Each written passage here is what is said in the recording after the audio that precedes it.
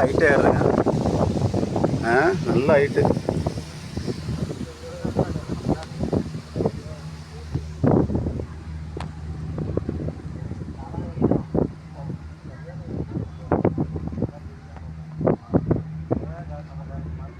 அங்கே போய் நம்ம கார் நிற்கிது.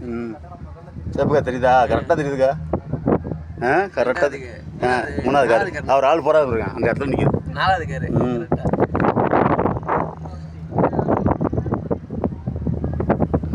எப்பா பயமாக இருக்குல்ல? ஐயோ சார் கரெக்டாக உயரம் வரப்போ தான் தெரியுது தேசமே.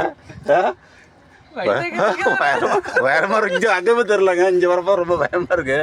ஐயோ அது நம்மளுக்கு எப்படி இருக்கு? அது என்ன பண்ணுங்க லேடிஸு